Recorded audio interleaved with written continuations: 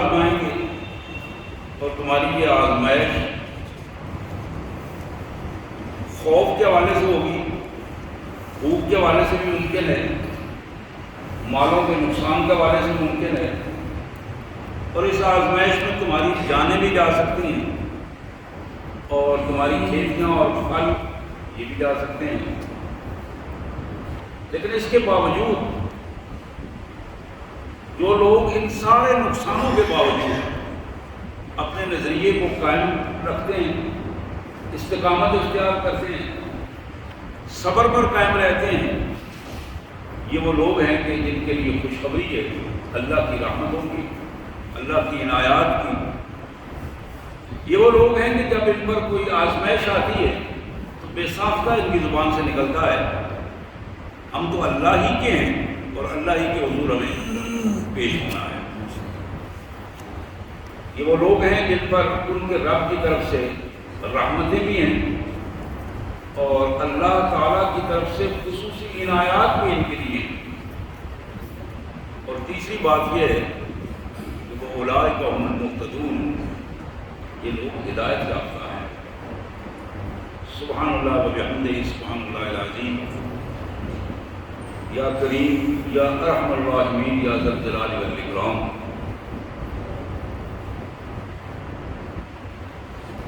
حضرات، یہ تین قسم کے موضوعات جو بنیادی طور پہ ان آیات میں موجود ہیں، لیکن یہ تینوں موضوعات ایک موضوع کی غمازی کرتے ہیں جس پہ آج بات ہوگی انشاءاللہ، اور وہ شہادت ہے۔ شہادت کس چیز کا نام ہے؟ عام کسی بندے سے بھی پوچھیں اس کا اندازہ یہ ہوتا ہے کہ شہادت ایک گواہی کا نام ہے۔ کسی بھی حوالے سے گواہی دینا اس کو شہادت کہتے ہیں، اور اگر وہ گواہی سچی ہو اسے شہادت حق کہتے ہیں، اور اگر وہ گواہی جھوٹی ہو تو اس کو شہادت زور کہتے ہیں۔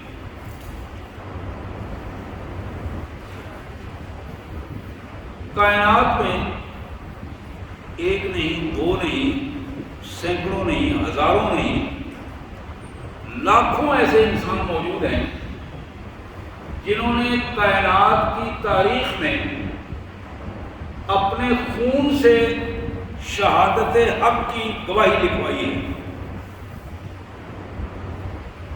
یہ الفاظ میں نے بولے ہیں کہ ایک نہیں، دو نہیں، سینکڑوں نہیں، ہزاروں نہیں، لاکھوں ایسے انسان ہیں جن انسانوں نے اپنے خون سے تاریخ انسانیت میں شہادت حق کا فریضہ دیتے ہوئے اپنی گواہی لکھوائی ہے، اور پھر اس کے مقابلے میں شاید کروڑوں انسان ایسے ہوں کہ جن انسانوں نے دن رات گزارتے ہوئے اپنی زندگیوں کو اس انداز میں گزارا ہے کہ انہوں نے وہ شہادت زور کا نمونہ بن گئے، جھوٹی گواہی کا نمونہ بن گئے، اور جھوٹی گواہی دیتے ہوئے انہیں ذرا بھی اس کا ادراک نہیں تھا کہ وہ کیا کر رہے ہیں۔ حضرات، پہلی آیت میں اللہ تبارک و تعالیٰ نے ہمیں مدد کے ذریعے بتایا ہے کہ تم اگر پھنس جاؤ، پریشان ہو جاؤ، کہیں آزمائش آ جائے، اس آزمائش میں سے نکلنے کا طریقہ کیا ہے؟ استعینوا بالصبر والصلاۃ، یہ طریقہ ہے۔ ہم بعض بات سوچتے ہیں کہ کہاں جانا ہے، پھنس گئے ہیں، کوئی راستہ نہیں بن رہا، چاروں طرف سے راستے ختم ہو گئے ہیں۔ قرآن مجید نے دو ٹوک انداز میں مصیبتوں سے نکلنے کا، آزمائشوں سے نکلنے کا سادہ راستہ بتایا ہے کہ تمہیں پریشانی کی بجائے، رونے دھونے کی بجائے، شکوہ کرنے کی بجائے، گلہ کرنے کی بجائے، دوسرے سے لڑائی جھگڑا کرنے کی بجائے، استعینوا بالصبر والصلاۃ۔ صبر کیا ہے اور صلاۃ کیا ہے؟ ان دو چیزوں سے اللہ تبارک و تعالیٰ نے فرمایا کہ ان کو ذریعہ بنا کر اللہ سے مدد طلب کرو، اللہ کو میں اس مصیبت سے نکال دے۔ پہلی چیز یہ ہے صبر۔ صبر مصیبت سے نکلنے کا بہترین طریقہ ہے، یہ پہلی چیز ہے۔ اور صبر کہتے ہیں استقامت کو، اپنے نظریے پر ڈٹ جانا، اس کو صبر کہتے ہیں۔ اپنے نظریے پر مضبوطی سے قائم ہو جانا، پوری قوت کے ساتھ کھڑے ہو جانا، اس کو صبر کہتے ہیں۔ صبر یہ نہیں ہے کہ ظلم کو برداشت کیا جائے، اس کو صبر نہیں کہتے، اس کو بزدلی کہتے ہیں۔ عیسائیت میں ایک تصور یہ ہے کہ اگر کوئی شخص تمہیں ایک تھپڑ مارتا ہے تو تم دوسرا گال اس کے آگے کر دو۔ عیسائیت کا اب اگر بائبل کا کہیں مطالعہ کریں تو ان میں اصول یہ ہے کہ اگر کوئی شخص ایک تھپڑ تمہیں مارتا ہے تو دوسرا گال اس کے آگے کرو۔ اسلام نے یہ تصور نہیں کیا۔ شریعت محمدی میں یہ اصول ہے کہ اگر کوئی شخص تم پر ظلم کرتا ہے، انصر اخاک ظالما او مظلوما، اپنے بھائی کی مدد کرو چاہے وہ ظالم ہو چاہے مظلوم ہو۔ تو صحابہ نے عرض کیا یا رسول اللہ صلی اللہ علیہ وسلم، مظلوم کی مدد تو سمجھ میں آتی ہے لیکن ظالم کی مدد سمجھ نہیں آتی۔ آپ نے فرمایا کہ ظالم کی مدد یہ ہے کہ اس کا ہاتھ روک لو، اس کو ظلم نہ کرنے دو۔ ظالم کا ہاتھ روک لینا یہ بذات خود ایک بہت بڑا صبر کا انداز ہے کہ ظالم کو مجبور کر دیا جائے کہ ظلم نہ کر سکے۔ تو میں عرض کر رہا تھا کہ صبر جس کے ذریعے مدد طلب کرنی ہے اس کی پوزیشن کیا ہے؟ استقامت، استقامت نظریے پر ڈٹ جانا، اپنے نظریے پر۔ اور نظریہ کیا ہے؟ میں یہ الفاظ بار بار اس لیے دہراتا ہوں کہ آپ کے ذہن میں یہ چیز بیٹھے۔ نظریہ کیا چیز ہے؟ مسلمان کا نظریہ یہ ہے کہ اشہد ان لا الہ الا اللہ وحدہ لا شریک لہ واشہد ان محمدا عبدہ ورسولہ، یہ ہمارا نظریہ ہے۔ اسی کو ہم نظریہ پاکستان بھی کہتے ہیں۔ یہ ہمارے دین کا بھی نظریہ ہے، ہماری شریعت کا بھی نظریہ ہے، ہماری زندگی کا بھی نظریہ ہے، اور یہ ہمارے ملک کا بھی نظریہ ہے۔ کلمہ شہادت کہ میں اس کی گواہی دیتا ہوں، یہ ہے شہادت حق، میں اس کی گواہی دیتا ہوں اللہ کے علاوہ کوئی طاقتور نہیں ہے، باقی سب اللہ کے محتاج ہیں، وہ خالق ہے، وہ محتاجیوں سے پاک ہے۔ اللہ محتاجیوں سے پاک ہے، وہ اکیلا ہے، اس کا کوئی شریک نہیں، طاقت صرف اس کے پاس ہے۔ اور محمد صلی اللہ علیہ وسلم اللہ کے بندے، اس کے رسول ہیں۔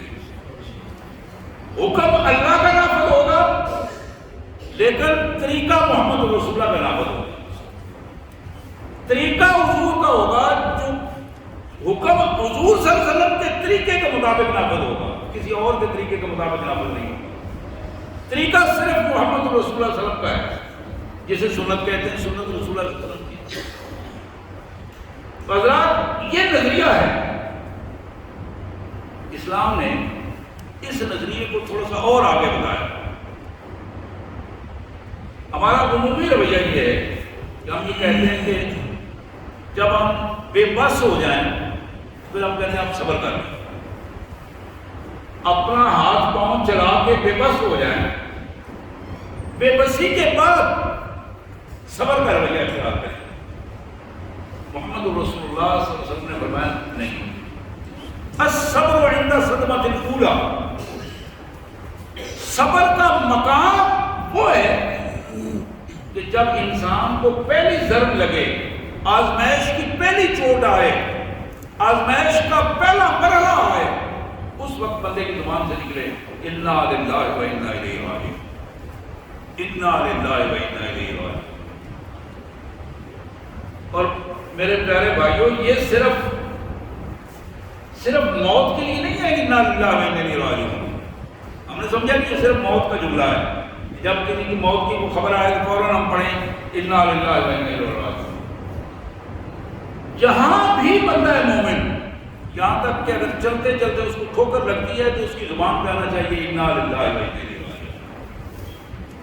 چلتے چلتے ٹھوکر لگتی ہے، کوئی پریشانی ہوتی ہے، کوئی خبر پریشانی کی سنتے ہیں تو زبان پہ کیا ہونا چاہیے؟ انا للہ و انا الیہ راجعون. یہ وہ پہلا جملہ ہے جو بندہ مومن کو استقامت دیتا ہے صبر کے اوپر. اور اس کا ہمیں پتہ ہونا چاہیے کہ ہم اپنی زبان سے کیا جملہ نکال رہے ہیں. اور حقیقت یہ ہے کہ جو لوگ صبر و استقامت کا دامن نہیں چھوڑتے، صبر کا دامن مضبوطی سے تھامے رکھتے ہیں، یعنی نظریے پر کٹے رہتے ہیں، اللہ تبارک و تعالیٰ اپنے ایسے بندوں کو کبھی بھی مایوس نہیں کرتے. اللہ اپنے ایسے بندوں کو کبھی بھی مایوس نہیں کرتے جو صبر کا دامن ہمیشہ اس پہ قائم رہتے ہیں. تو میں یہ عرض کر رہا تھا کہ اللہ سے مدد مانگنے کے دو طریقے اللہ نے خود بتائے ہیں کہ جب بندہ مومن کسی پریشانی میں ہو، بندہ مومن کے لیے کوئی پریشانی آ جائے، آزمائش آ جائے، اس کے لیے کوئی مصیبت ٹوٹ پڑے، بڑے سے بڑی یا چھوٹے سے چھوٹی، اسے چاہیے کہ وہ اپنے اللہ کے حضور صبر و استقامت کے ساتھ نماز سے اللہ کی مدد مانگے. محمد کریم صلی اللہ علیہ وسلم کا طریقہ مبارک یہ تھا، جب بھی کوئی پریشانی آتی، یہاں تک کہ حدیث میں آتا ہے کہ کوئی بادل آپ دیکھ لیتے، اچانک بادل آ گیا اور لوگ خوش ہو رہے ہوتے تھے کہ بادل آ گیا، بارش ہوگی، لیکن رسول اللہ صلی اللہ علیہ وسلم تیزی سے مسجد میں تشریف لاتے، مسجد میں تشریف لا کے سب سے پہلے 2 رکعت نفل نماز ادا کرتے اور اللہ سے استغفار فرماتے، اللہ سے اپنے گناہوں کے حوالے سے، قوم کے گناہوں کے حوالے سے، امت کے گناہوں کے حوالے سے اللہ کے حضور استغفار کرتے ہیں. یہ جو استغفار ہے بنیادی طور پر یہ وہ چیز ہے جو بندے کو صبر و استقامت کا طریقہ سکھاتا ہے. ہمارے لیے سنت انداز یہ ہے کہ جہاں کہیں جب بھی آزمائش کی کوئی کیفیت آتی ہے، آزمائش کی گھڑی آتی ہے، کوئی مسئلہ بنتا ہے، کوئی پریشانی ہوتی ہے، تو سب سے پہلے اس پریشانی کے لیے پہلا جملہ جو ہے وہ ہمارا انا للہ و انا الیہ راجعون. اس سے اگلا کام یہ ہے کہ 2 رکعت نماز پڑھی جائے، اللہ کے حضور دعا کی جائے، اپنے گناہوں کی معافی مانگی جائے، امت مسلمہ کے گناہوں کی معافی مانگی جائے، اور پھر اللہ کے حضور دعا کی جائے اور اللہ تبارک و تعالیٰ یقیناً اس آزمائش سے بندے کو نجات دیتے ہیں.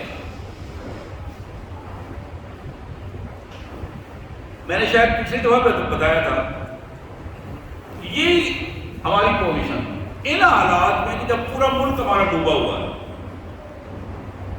پورے ملک میں پریشانی کی پوزیشن ہے، اور ڈوبنا تو اپنی جگہ پر. آپ نے دیکھا ہوگا، میں نے ایک چھوٹے سے بچے کو دیکھا ہے جس کی عمر ٹوٹل 5-7 سال ہے، اس کے ہاتھ میں گھاس ہے، وہ گھاس کو روٹی کی طرح چھپا کے کھا رہا. پوزیشن اس طرح کی ان حالات میں کہ جب آزمائش زوردار طریقے سے پورے ملک پر زوردار انداز میں چھائی ہوئی ہے. جنوبی پنجاب کے ایک حصے میں آپ نے دیکھا ہوگا، عام یہ خبر اور ویڈیو کی صورت میں بھی عام چل رہی ہے، ایک گاؤں میں چھوٹا سا گاؤں جس کی تعداد ٹوٹل 10-12 گھروں سے زیادہ نہیں تھی، نمازی لوگ تھے، اعتماد والے لوگ تھے، صبر و استقامت والے لوگ تھے. جب انہوں نے سامنے سے سیلاب آتا دیکھا ہے تو وہی قرآن مجید جو پڑھتے تھے، ان قرآن مجید کو لے کر وہ سارے کے سارے لوگ باہر آئے اور اللہ کے حضور روتے ہوئے دعا کی، یا اللہ تیرا یہ قرآن ہم پڑھتے ہیں، اس قرآن کی برکت سے اپنے اس آزمائش کو، اس عذاب کو روک لے ہم سے. اسی ملک میں انہی دنوں میں لوگوں نے دیکھا کہ اللہ تعالیٰ نے زمین کو پھاڑ دیا، زمین کو پھاڑ دیا، اور وہ سارا پانی جو آ رہا تھا وہ زمین میں جا رہا ہے، اور کوئی رکاوٹ نہیں، اور پانی سارا کا سارا نیچے جا رہا ہے۔ اس کا مطلب یہ ہے، یعنی نعوذ باللہ، یہ کوئی سیلاب ایسی شے نہیں ہے کہ جو اللہ کے حکم سے ان کو باہر کوئی چیز ہے، اللہ کی عزت سے سب کچھ ہو رہا ہے۔ آج بھی اگر قوم من حیث القوم اپنے اللہ سے رجوع کر لے، اپنے گناہوں کی معافی مانگ لے، یہ جو اوپر بڑی بڑی کرسیوں پہ بیٹھے ہیں، یہ دو ہی گروہ ہوتے ہیں نا جی، ایک گروہ کرسی پہ بیٹھا ہوتا ہے اور ایک گروہ باہر گالیاں نکال رہا ہوتا ہے۔ اگر یہ دونوں لوگ اللہ کے حضور سجدہ ریز ہو کر اللہ سے اپنے گناہوں کی معافی مانگیں اور اپنی زبانوں کو لگام دیں، اور یہ جو ایک دوسرے کے خلاف حرفہ سنائی اور یاوہ گوئی اور ایک دوسرے کی کہانیاں سنا رہے ہوتے ہیں، اس کی بجائے اپنے اللہ کے حضور استغفار کریں اور لوگوں کو اچھی نصیحت کریں، لوگوں کے لیے کوئی اچھا پیغام دیں، اس کا نتیجہ یہ نکلے گا کہ اللہ تبارک و تعالیٰ گناہوں کو معاف فرما دیں گے۔ جب اللہ من حیث القوم گناہوں کو معاف کریں گے تو پھر قوم کے عذاب کے ٹلنے کی کوئی صورتیں بھی آ سکتی ہیں۔ تو میں عرض کر رہا تھا کہ اللہ سے مدد مانگنے کا جو انداز ہے، اس میں دو چیزیں ہیں، یا ایھا الذین آمنوا استعینوا بالصبر والصلاۃ۔ اب اللہ کا فیصلہ یہ ہے کہ اللہ صابرین کے ساتھ ہے۔ صابرین کون ہیں؟ میں نے پہلے تفصیل سے عرض کیا، ہر وہ بندہ صابر ہے جو اس بات پر یقین رکھتا ہے کہ طاقت صرف اللہ کے پاس ہے، کسی اور کے پاس نہیں ہے۔ سارے لوگ اللہ کے محتاج ہیں اور میں بھی محتاج ہوں، تو اللہ سے دعا مانگتا ہے، اللہ تعالیٰ اس کی دعا سن لیتا ہے، اللہ تعالیٰ اس کی دعا کی سنتے بھی ہیں اور اس کی مدد بھی کرتے ہیں۔ تو میں نے مثال آپ کو دی ہے کہ محمد رسول اللہ صلی اللہ علیہ وسلم ہر معاملے میں جب بھی کوئی پریشانی ہوتی اپنے اللہ کے حضور سجدہ ریز ہو جاتے، اور یہ سارے پیغمبروں کا یہی طریقہ رہا۔ غزوہ بدر میں بھی یہی انداز تھا، رو رو کے، حدیث میں یہاں تک آتا ہے کہ آپ کی پیشانی جو ہے وہ آپ کے آنسوؤں کی وجہ سے جو ریت گیلی ہو گئی تھی وہ آپ کی پیشانی پر کیچڑ کی صورت میں لگ گئی تھی، اور حضرت ابوبکر صدیق بار بار عرض کر رہے تھے اللہ کے رسول بس کریں، اللہ تبارک و تعالیٰ کی مدد آیا چاہتی ہے۔ جب تک ہم اپنے آپ کو پورے کا پورا، اصل میں یہ جملہ بڑا اہم جملہ ہے کہ ہم پورے کا پورا اپنے آپ کو اللہ کے حضور مطیع فرمان نہیں ثابت کرتے۔ جب بندہ پورے کا پورا اللہ کے حضور جھک جائے، اس کا دل و دماغ، اس کے اعضاء و جوارح، اس کی خواہشات، اس کی ضرورتیں، اس کے مقاصد سارے کے سارے اپنے اللہ کے حضور اپنے پاس کچھ نہ رکھے، جھک کر سجدہ ریز ہو کر اپنی ساری جتنی تمنائیں ہیں، جتنی پریشانیاں ہیں، وہ اپنے اللہ کے حضور رکھ دے، یہی کامیابی کی ضمانت ہے۔ ہم زبان سے الفاظ نکال کر مطمئن ہو جاتے ہیں کہ بات بن گئی، ہم نے کہا استغفر اللہ اور 100 دفعہ تسبیح بھی پڑھ لیا استغفر اللہ، تو ہم نے کہا معاملہ حل ہو گیا۔ معاملہ اس وقت تک حل نہیں ہوتا جب تک زبان کا ساتھ دل و دماغ نہ دے، دلی طور پر آپ کی تسلیم کر لے کہ میں اللہ کے حضور اپنے گناہوں کی معافی مانگ رہا ہوں اور آئندہ کے لیے اپنے آپ کو درست کر لیں۔ اب حضرات یہ ایک بڑا اہم کیفیت ہے، اللہ نے فرمایا کہ یہ جو آزمائش ہے جس کی بار بار ہم بات کر رہے تھے، وہ آزمائش، اس میں سب سے پہلی چیز خوف ہے، بشیء من الخوف، اور خوف بھی پورے کا پورا نہیں، پورے کا پورا خوف طاری ہو جائے تو بندے کا جینا مشکل ہو جائے۔ بشیء من الخوف، خوف کا کچھ حصہ ہم طاری کر کے تمہاری آزمائش کریں گے۔ اور حضرات خوف کتنی بڑی اذیتناک چیز ہے اس کا اندازہ نہیں کر پاتے۔ خوف کتنی بڑی اذیت ہے کہ جس پر خوف طاری ہو. کسی بندے کو ایک آزمائش آتی ہے اور وقت گزر جائے, خوف ختم ہو جائے, وقت گزر گیا ہے, وہ وقت کا گزر جانا اس بندے کے لیے اطمینان کا باعث بن جاتا ہے. ضرب لگی ہے, چوٹ لگی ہے, معاملہ آ گیا ہے, سلسلہ ختم ہو گیا. لیکن خوف کی صورت میں ایک رات یا دن گزارنا اس کے لیے مشکل ہو جاتا ہے. پتہ نہیں اگلے لمحے کیا ہو جائے گا, پتہ نہیں کیا ہوگا. یہ جو خوف کی کیفیت ہے یہ اللہ کی طرف سے آزمائش کا ایک بہت بڑا ذریعہ ہے. لیکن بندہ مومن جب اس خوف کی کیفیت میں اللہ کے حضور سجدہ ریز ہو جائے یہ خوف ختم ہو جاتا ہے. سجدہ ریز ہونے میں بات پھر وہی ہے کہ صرف یہ نہیں کہ 2 پاؤں 2 گھٹنے اور 2 ہاتھ اور ناک اور پیشانی رکھ کے آدمی ایک مطمئن ہو جائے. جس طرح ان اعضاء و جوارح کو اللہ کے حضور رکھا ہے اس کیفیت میں اپنے دل و دماغ سے پوری طرح یکسو ہو کر اللہ کے حضور اپنے آپ کو پورا کا پورا پیش کر دیں.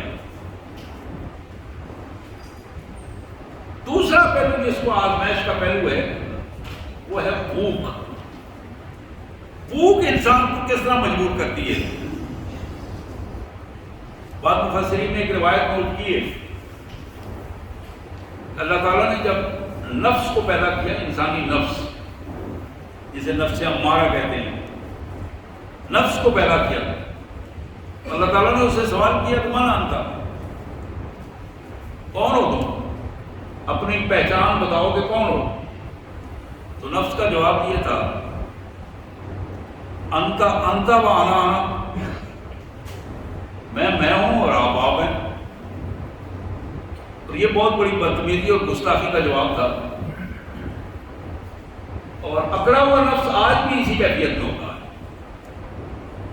جب بھی کسی نفس میں تکبر آ جاتا ہے, انسان میں تکبر آتا ہے, کبر آتا ہے, اپنی پہچان بھول جاتا ہے, اس کی کیفیت یہ ہوتی ہے کہ انا ولا غیری, میں ہوں کوئی اور نہیں ہے. اب یہ جس میں کے ذہن میں یہ سودا سما جاتا ہے, عاجزی اور کی کیفیت نکل جاتی ہے, کبر کی کیفیت آ جاتی ہے, وہ شخص بالآخر ذلت اور رسوائی کا نمونہ بن جاتا ہے. اللہ تعالیٰ سے آدمی کو معاف نہیں کرتے. کبر ایک ایسی چیز ہے کہ اس کو اللہ کبھی بھی معاف نہیں کرواتے.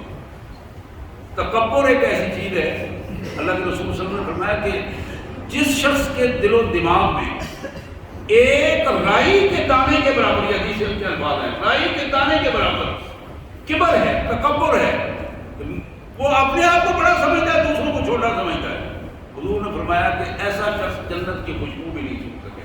جنت میں جانا تو درکنار ہے, خوشبو بھی نہیں سون سکے گا. تو میں عرض کر رہا تھا کہ یہ کیفیت کہ اس نفس سے جب پوچھا تو اس نے وہی جواب دیا, آپ ہیں, میں ہوں. تو روایت میں آتا ہے کہ اللہ تعالیٰ نے اسے سزا دی, ایک سزا, دوسری سزا, یہ مار کٹائی کی سزا, پھر جہنم کی سزا. تو کافی دیر بعد جب اسے پھر پوچھا گیا اس کا پھر وہی جواب تھا. اب تیسری دفعہ جب سزا ملی تو پھر وہی جواب تھا. چوتھی دفعہ اسے بھوک کا عذاب دیا گیا, بھوکا رکھا گیا. جب بھوکا رکھنے کے بعد ایک مدت بعد پھر بلایا گیا اور پوچھا, اس کا جواب تھا انت رب العالمین وانا عبدک, تو میرا پروردگار ہے, کائنات کا پروردگار ہے, سب کو تو ہی پالنے والا ہے, میں تیرا بندہ ہوں, محتاج ہوں. اب یہ وہ کیفیت ہے کہ بھوک انسان کو کتنا مجبور کر دیتی ہے.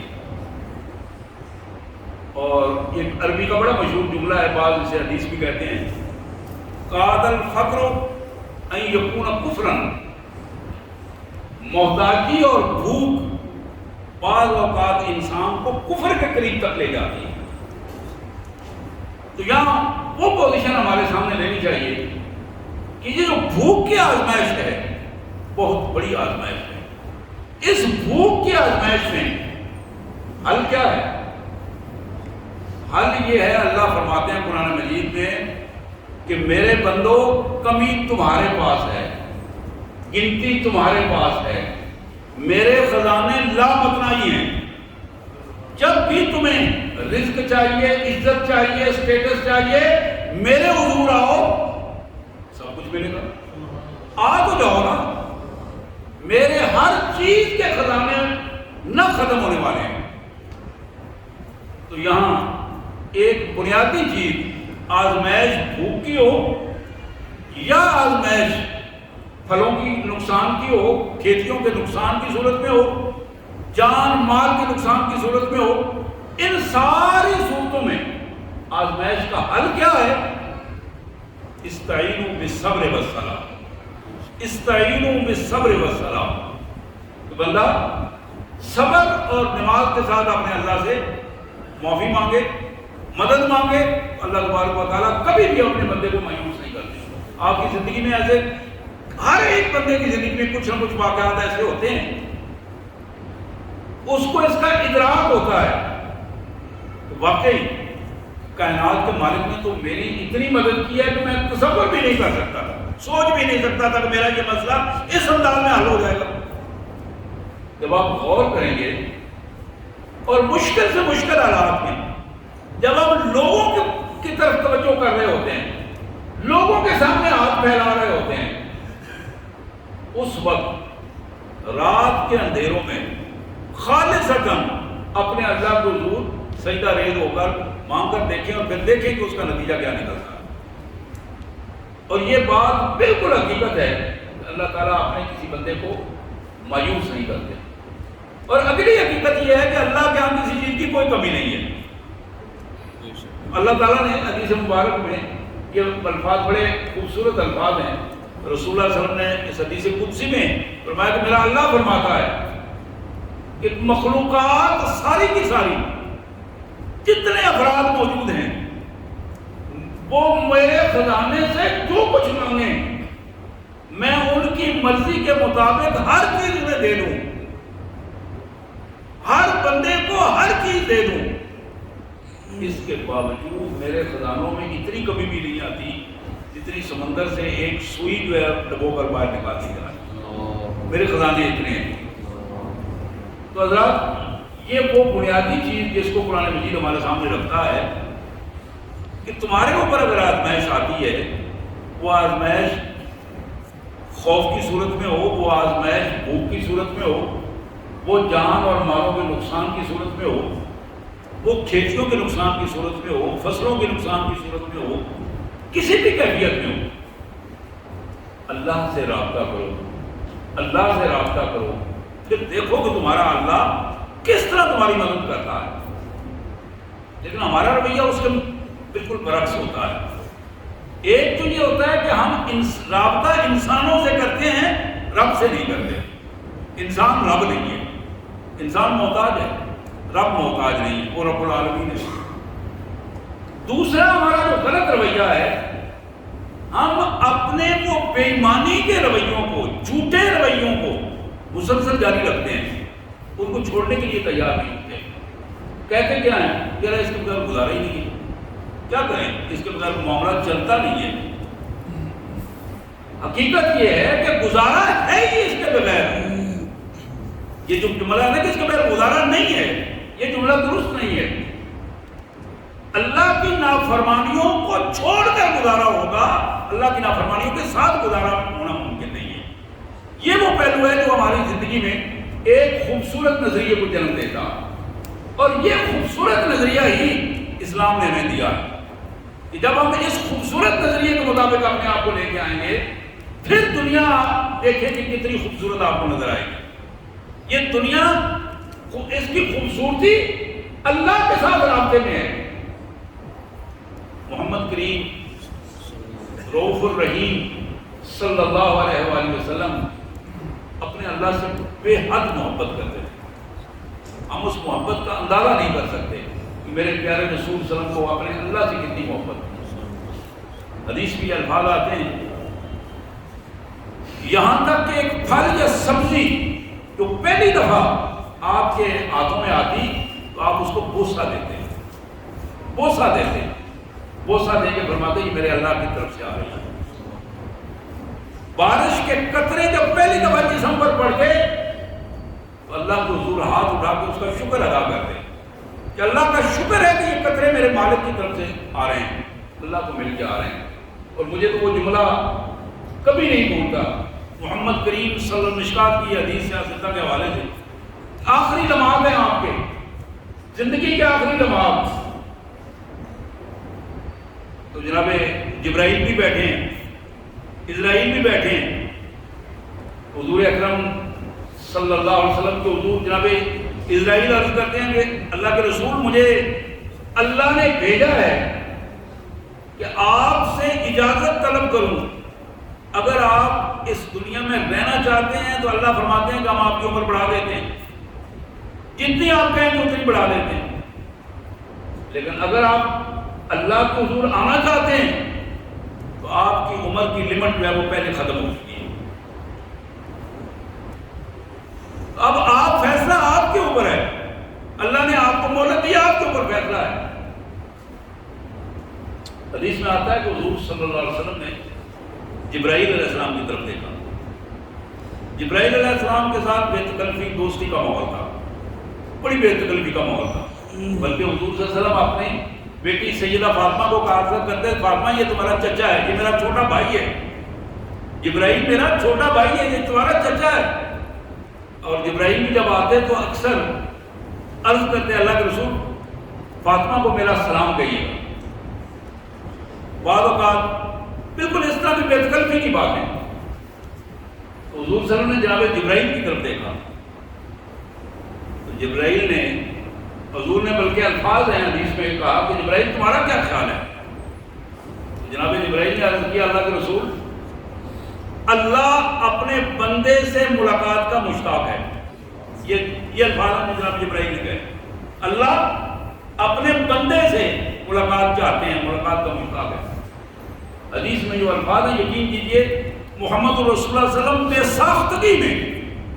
بے ساختگی میں اللہ سے محبت کے وفور جذبات میں حضور نے فرمایا کہ عرض کی میرا اللہ چاہتا ہے تو اللہ کیوں نہیں چاہتا، میں تو اپنے اللہ سے ملنے کے لیے بےتاب ہوں، اسرائیل تم اپنا کام کرو، میں اپنے اللہ کے حضور جانا چاہتا ہوں، میں اپنے اللہ سے ملنا چاہتا ہوں۔ حضرات یہ وہ محبت ہے، یہ وہ کیفیت ہے جو ایمان عطا کرتا ہے، نظریہ عطا کرتا ہے۔ اس ایمان اور نظریے کی بلبوتے پر جس بندے کے اندر اللہ کی محبت کا یہ رنگ آ جاتا ہے، یہ دنیا کی خوبصورتی اسے معلوم ہوتی ہے، ورنہ دنیا عام آدمی کو دھوکہ محسوس ہوتا ہے، عیاری محسوس ہوتی ہے۔ یہ جسے خوبصورت گھر، خوبصورت دولت اور خوبصورت رویے، یہ سارے کے سارے دھوکہ دہی کے سامان ہیں، اور پھر ہمیں خود اس کا ادراک ہو جاتا ہے کہ یہ کیا چیزیں ہیں۔ اللہ سے دعا ہے اللہ تبارک و تعالیٰ یہ نظریے پر استقامت کا انداز ہمیں اختیار کرنے کی توفیق عطا فرمائے، اور ہمیں توفیق دے کہ ہم سچے اور مخلص مسلمان بن سکیں۔ وآخر دعوانا الحمدللہ رب العالمین۔